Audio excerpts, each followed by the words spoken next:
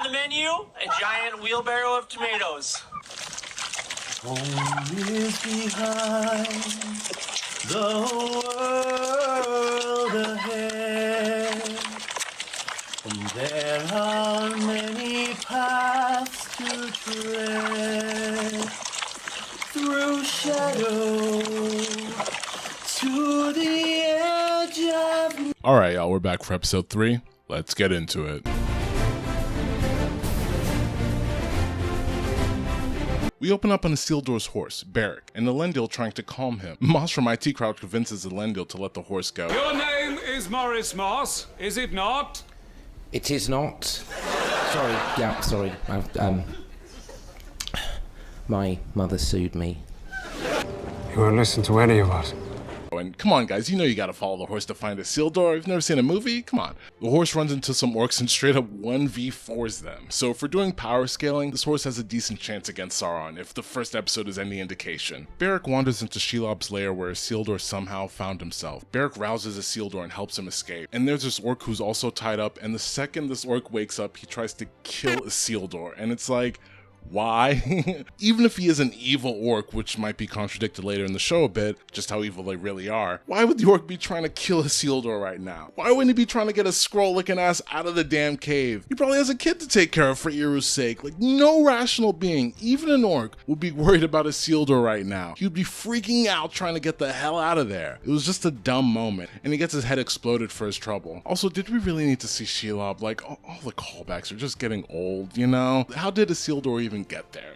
Whatever. Back to Elendil and Numenor, mourning the loss of Tar Palantir. She-Sildor, I don't know her actual name, I don't really care. Anyway, She-Sildor, for some reason, is upset that Isildur, through his own free will, has decided to go to war when everyone knew the risks. She still blames Queen Muriel for Isildur's apparent death. This is stupid, this is dumb. The whole Numenorian plot is just brain dead, honestly, and I'll get into that later. The Blind Queen comes out, and we see Elendil as her eyes see for me style. She-Sildor apparently isn't the only one who's upset at the loss of Numenorian life in Middle-earth, because we see a woman straight up slap the queen full in the face. Dead. Death. On the spot. What's happening here? At least take an arm. Maybe I'm watching too much Game of Thrones and House of the Dragon, but if you just haul off and slap a queen, it's curtains for you, buddy. I don't care how sad you are. But no, either because of mercy, politics, or her own guilt, she stays her hand and consoles the grieving mother, to Pharazôn's chagrin. We have a scene of Pharazôn and Muriel in the royal bedroom. He tells a story about drinking his dead dad's wine, which is a little weird. He knows that Muriel is hiding something, but Muriel doesn't reveal what it is. Right now, it just looks like a bracelet. We move on to the subject of what clothes she should wear for the royal coronation, red or white. He also mentioned how an eagle was in attendance during Tar Palantir's coronation, so we have Chekhov's eagle established. Muriel wants the white. It's what her father wore, she says, and it's humbler. And of course, white is also the symbol for peace. You know, just think of waving a white flag when surrendering. Pharazôn, of course, is partial to the red, the color of blood and war. Muriel picks the white. And the way it's edited here, I really thought that he would just leave the red dress instead, seeing as how she's blind and all. I mean, who would know? But no, it's just a little weird editing. Anyway, transported to a bar, we have Pharazôn, She-Sildor Simp, and some lord openly talking about how the queen is no longer fit to rule, and are just discussing treason, sedition, and supplanting a queen just as brazen as you like in a bar. So loudly, in fact, that Moss from IT Crowd across the room overhears them and tells them to cut it out. I bled with the queen on the battlefield. I watched her walk into an inferno to save lives. Try and save her brother's life. You speak ill of the queen again. Little me you suffers an infirmity.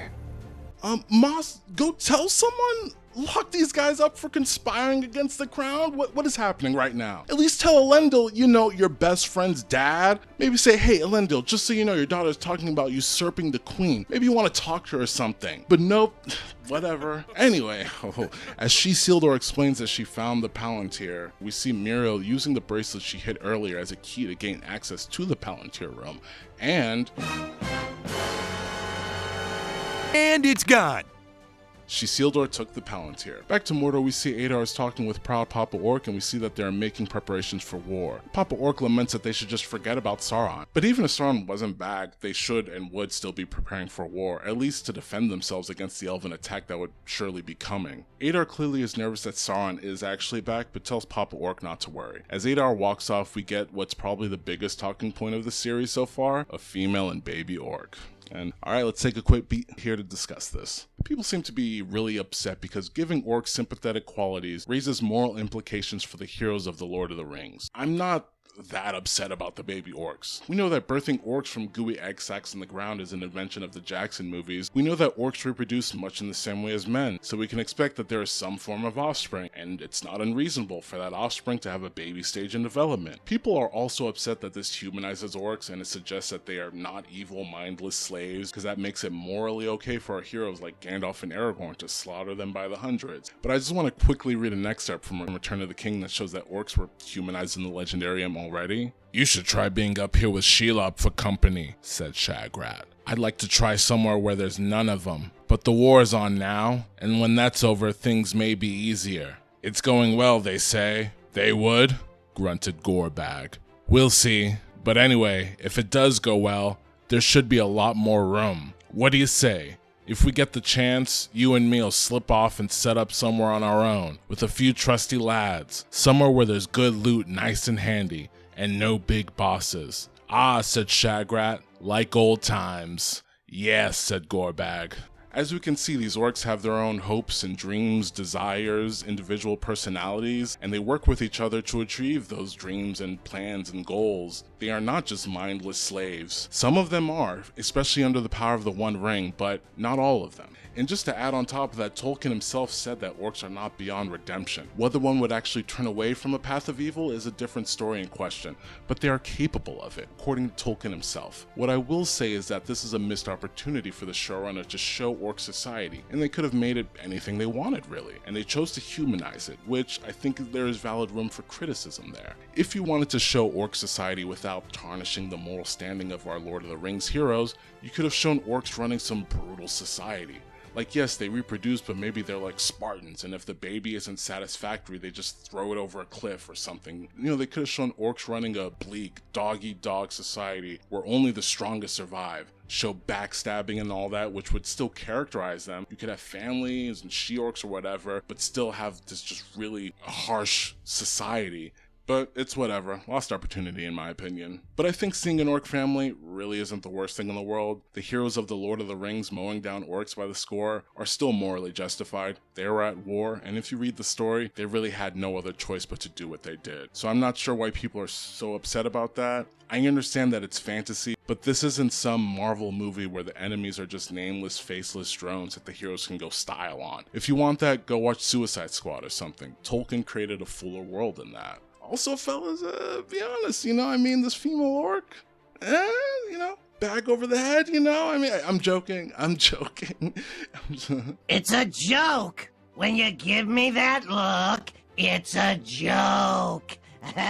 Also kind of funny that they immediately undercut this orc humanizing moment by having a troll walk up with an orc's head, and Adar isn't even bothered. The dude cried in the first season when he had to mercy end an orc, but whatever. Gotta be honest though, real fast, troll looks pretty good. I'm not the best judge of CGI, I will admit it, but I think this close-up isn't bad. Anyway, we see that Adar is recruiting troops. Transported to Eregion, we see Niles Brynbor, Anatar, Durin, and Disa chatting in the forge room. Celebrimbor is offering the dwarves rings to help the dwarves with their mountain troubles, but in exchange for rings, they need mithril from the dwarves. Durin says that he is no longer on speaking terms with his father, so he can't really help them, and Anatar finally speaks. And we see he's turned the lying and manipulation up to 10, finally. Bringing your father a means of saving his kingdom might be just the way to earn back his respect, perhaps even your inheritance. Elrond said that you were the wisest of all the dwarves. Did he speak true, or is there someone else we should be treating with? Man, he's coming at the dwarves like a used car salesman that has a wife and a girlfriend. And I love that Durin is straight up just not buying this guy's shit. I'm sorry, who exactly are you? A friend, nothing more. And where's Elrond? Herald Elrond said he could think of little else than helping his dwarven friends. He speaks of you so fondly. Funny, he's never mentioned you. Very dwarven-like. Anyway, going outside, Disa and Durin argue more about reconciling with his dad because they need the rings. Back inside, the techniques used are a bit cliche, and I like that Sauron is playing off the pride present in Celebrimbor and in all high-level craftsmen in Middle-earth. Time is a luxury we lack. Supposing your High King were to discover... What about the High King? No, I should not. Say what? Speak plain. Your High King believes the dwarves to be unworthy of this power. What business is it of his how I conduct myself in my own realm? Celebrimbor is inspired, he's driven, and ever since he learned that the rings work, nothing will dissuade him from making more. And being told that High King Gil-galad might be against Celebrimbor making more rings, like some overbearing father, that would just make him want to make the rings even more. There is also a savior complex that is involved with the character. He genuinely wants to help all these people. Countless lives are at risk. We have not the time to bandy words about convincing him who is worthy of aid. He thinks Anatar is helping him do that. I mean, he literally thinks he's on a mission from the gods. He sees Anatar as a messenger from the gods. A false prophet, if you will. Through his manipulations, Anatar has convinced Celebrimbor to send a message to Gil-galad that he is closing his forge and going to Lindon. I really love seeing these shades of Feanor, Celebrimbor's grandfather, this consuming passion and drive in the craftsmen and creators of Middle-earth. I have spent an age preparing for this. I have apprenticed, I have studied, I have reached the very height of my craft. This is my moment. Now, he will not take it away. I love this theme in Tolkien's work. I think there might be some self-commentary there by Tolkien, and I love seeing it here. And I think even Sauron has a bit of understanding and respect for Celebrimbor when he sees the passion. Sauron, as a craftsman who studied under Ali, the god of smiths and creator of dwarves, he has that same drive and enthusiasm. We see Isildur in a swamp and another lifted scene from Lord of the Rings. We see corpses in the water just like Frodo and Sam did when they traveled through the dead marshes.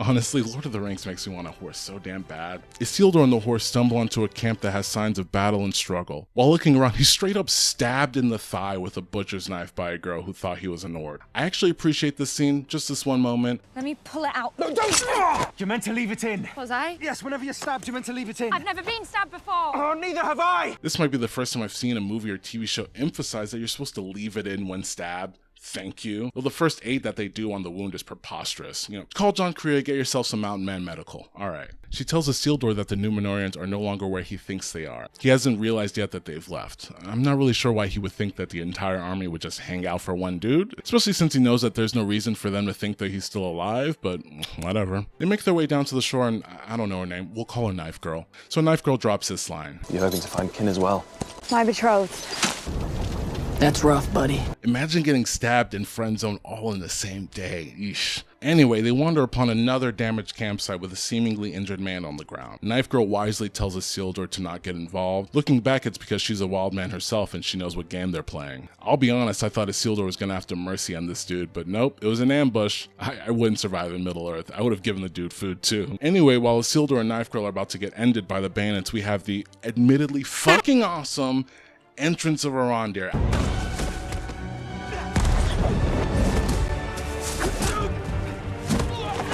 I don't care if you didn't like it. I don't care if it was too much. Fuck you. It wasn't more than what Legolas did in The Hobbit anyway. Whatever, I loved it. Again, I crap on the show, but I will mention things that I really like, and I really like Arondir. I think he's the only elf that actually looks like an elf, talks like an elf, acts like an elf. To me, I like the actor, I like his direction. That's just me. Let me know if you have a different opinion. His storyline wasn't my favorite last season. This season will hopefully be different, but I think him and the character are a bright spot for the show. After dispatching the Wildmen, we see that Arondir was in the forest gathering firewood for a funeral pyre. We've come to the second actor in the series that told their agent to get them the hell out of this show. So Bronwyn, mother of Theo, elf friend with benefits, dies from wounds sustained in the first season. Some people have mentioned that Bronwyn's death might be an example of fridging. And if you don't know what that is, it's where a female character is introduced and ended for the sake of a male character's story. Some people say that they fridged Bronwyn for Theo and Arondir, but that's a ridiculous assertion considering that she was a primary character in season 1 with plenty of agency, and the actress just didn't want to return. This also helps to fix the potential lore issue of there being very few and very well defined elf-man pairings in the Legendarium. And if the characters were to have a child, that would be a huge lore violation. Anyway, we see Theo walk over and light the pyre when Arondir doesn't have the heart to. I like this moment a lot. It was a great moment for the characters, especially for elves who are just not used to mourning the dead and feeling that pain in the same way men are. And I know that Arondir has been in battle, he's lost friends in battle, but they're immortal, it's just different. It was a decent send-off for a character they were forced to kill off screen. Regardless of how you feel about the character, personally, I didn't like her, but that's neither here nor there. Transported back to Khazad-dûm and things are critically bad. The kingdom is forced to open the grain reserves because the dwarves are not able to grow food underground anymore. Honestly, I get that Durin the Elder mistrusts surface dwellers, but dude, just trade for food at this point. It's kind of ridiculous to put your people through this just because you're petty. But whatever, they need the dwarven situation to be dire for story purposes. So growing food above ground and or trading for food can't happen. Whatever. Also, time is confusing in this show. I have no idea how long there is between episodes. Has it been months between episode 2 and 3? It's very hard to tell. Anyway, the advisor tells King Durin that the food merchants want to see him, but it was just a trick in order to get Durin the Younger an audience with his father. I don't think the subterfuge was needed. They mentioned in season 2 that King Durin would see his son if his son came to apologize, but whatever. I think a lot of us has felt the way Durin the Younger feels in this moment, like when you know you're fucking right, but you just have to make nice with your parent or sibling or friend or partner or whatever, because that's the only way the relationship can continue, and their pride just won't allow them to take the L in this situation, so I empathize with the dude in this moment. And the king's response? You look terrible. Is such a parent response. Anyway, Durin tells his father that he doesn't trust the offer of the rings. This line here is interesting though. I don't trust it. You told me once, the fate of elves is decided by wiser minds than our own. That to try and alter it, to try and cheat death, might lead to an even greater catastrophe. I keep wondering, what if you were right? We know by the end of the episode that the dwarves agree to partner with Celebrimbor, which is an indication that King Durin is admitting to his kid that he was in fact wrong. At least he felt that he was wrong and he's admitting that. They talk about how Bronwyn passed and how both of them blamed themselves for not being able to protect her. Arondir and Isildur talk about how Isildur will be reunited with his family again, and that rubs Theo the wrong way. We get another quick mention of Beleriand. What do you know of Beleriand? An entire elf realm. Now it lies under the wave. I guess since Amazon bought the rights to the word, they just want to use it as much as possible. Arondir tries to play the stepdad, but Theo just wants no part of that. After it fell, I felt such anger toward Morgoth. I felt most anger towards myself. It is a thirst that can never be slaked, Theo. Did you ever know my father? No, I did not. Neither did I. But I know this much. He wasn't you. And anything you were to me is ashes now. So for my part, we don't ever need to speak again. He's being consumed by his anger and bitterness, which is more interesting than being just an annoying kid like he was in the first season. This was a small gut punch of a scene. There's a theory that Theo is going to become a future Ringwraith, and I can absolutely see that, especially if he's consumed with his desire for revenge against Adar. We have a quick scene with Theo and Isildur. Theo tells Isildur to meet him at night if he wants to get his horse back. Now at night, we have a quick scene with Isildur and Knife Girl. In this scene, we get the full story on the passing of Isildur's mother. Apparently, she was drowned saving Isildur's life, but nobody knows this. Just a quick note, we don't really know much of anything about the mother of Isildur and wife of Elendil in the Legendarium. So here the creators of the show had carte blanche to do whatever they wanted with the character, and I don't hate what they did here. But he knows it was my fault. Ever since I felt bound to try and do something singular, something special, to try and find a way to earn what she did. This is actually an interesting motivation for the character Isildur, to make the sacrifice worth it, but it's mingled with the guilt of being the cause of the incident, keeping it a secret this whole time, and I think that's powerful stuff. And then we have a response from Knife Girl, which is, I don't know if you can earn a thing like that. I think you just have to accept it as a gift. One she gave freely because you were precious to her. I love it. It feels very Tolkienian, and honestly, I hate that word, but I'm really not sure how else to describe it. It's a noble response. Theo calls Isildur away and we get the big reveal of the scene. Knife Girl, sorry, hold on, let me get her actual name. Estrid. Nah, I'm gonna keep calling her Knife Girl. Anyway, Knife Girl has the mark of Adar on her, which she burns off. Who knows how this will play out in the future? I don't think she's a spy or anything, but she may be accused of being one if her secret is ever revealed, which would be sad, but interesting. We'll see. Anyway, we get to one of the stupidest scenes of this series so far, which is saying something, I think. Theo and Isildur are at the bandit camp, trying to get Beric back. No, not that Beric, the horse bear. They are cutting down trees, which is basically the equivalent of kicking a dog to Tolkien, so you know these are really bad dudes. Isildur is trying to ninja away his horse, but he's heard by the bandits. So, as a distraction, Theo just walks up and is like, What are you doing out here in the dark, boy? Lose your mum? I'm one of you. Hold him! That's the big plan? Basically make yourself a hostage. That's the plan. Did they not talk about the plan on the way there? And if they did, why did Isildur not say, what the fuck, that's your plan, dude? No, we're not doing that. Like, just hide, throw a rock or something, make some noise if I need a distraction. Like, don't just walk into the middle of the camp at night and force a Deus Ex Machina to save you. Like, oh my god. Oh. Anyway, I assume these are Ents that attacked the camp. I don't know, since they were chopping down a tree. Oh, or maybe Ent wives. We'll see. Anyway, I hate that scene. We're transported back to Numenor for an equally terrible scene, the coronation of Muriel. As the coronation begins, Pharazôn looks on deviously, wearing the red, as the heckler immediately shouts, Queen of Lies! and I mean, you let one person slap you and all of a sudden people are treating the throne room like a comedy club. Should have taken a hand is all I'm saying. Anyway, Muriel again tries to appease and empathize with her people instead of taking a few tongues like a true monarch. This man stole from your father. Teach him the meaning of loyalty.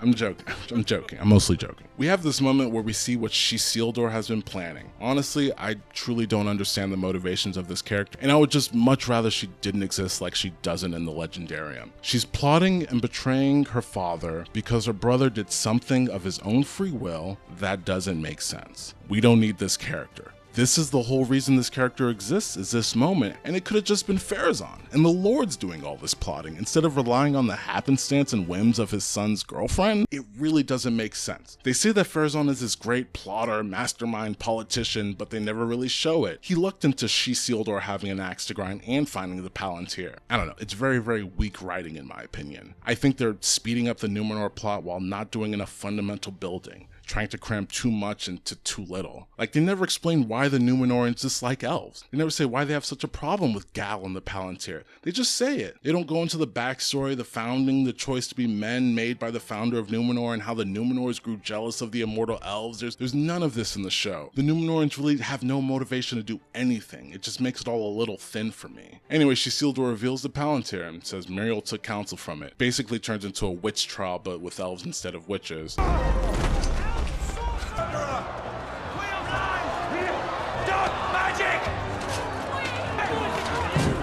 I mean, the previous king also used a Palantir. Things seemed great. No one said he was a horrible king or anything, so I'm not sure why this is such a problem now, but whatever. I just hate all of this. Anyway, a riot begins to break out, and we hear a shriek from the heavens. An eagle has come to the coronation, just like the coronation of Muriel's father. Pharazôn walks up to the eagle, and the eagle kind of moves around a bit, and the dude just starts chanting Pharazôn like a slow clap, and it works. They just decide to crown Pharazôn because he walked up to an eagle, I guess. And okay, I gotta go off on this scene a little bit. I'm so sorry, but just so y'all know, maybe all of you aren't aware, eagles in Middle-earth can talk.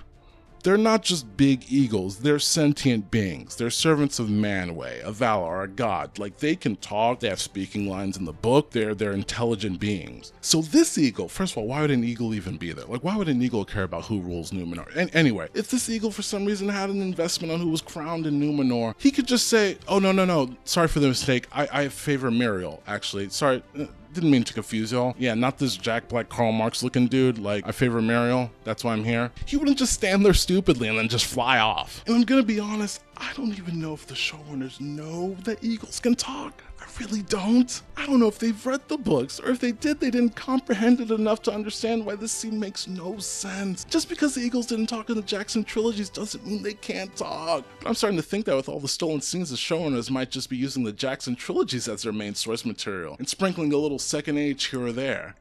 Anyway, this show is starting to get painful. Back to Eregion, we see the forge burning hot with Sauron looking on closely. Dwarves have taken Anatar and Celebrimbor up on his offer to provide Mithril in exchange for ring. Durin himself presents Celebrimbor with the stingiest piece of Mithril ever, and we get a very important shot of Anatar, Sauron, taking the Mithril from Celebrimbor and putting it in the forge himself. We know this is key. This is showing us that the rings will be made directly with Sauron's influence and corruption infused throughout them, unlike the elven rings. And we see him even pause with his eyes closed before dropping the stone in, almost as if he's casting a spell. I mean, most likely he's casting a spell right now. We even hear disembodied whispering like we see with the One Ring while this is happening.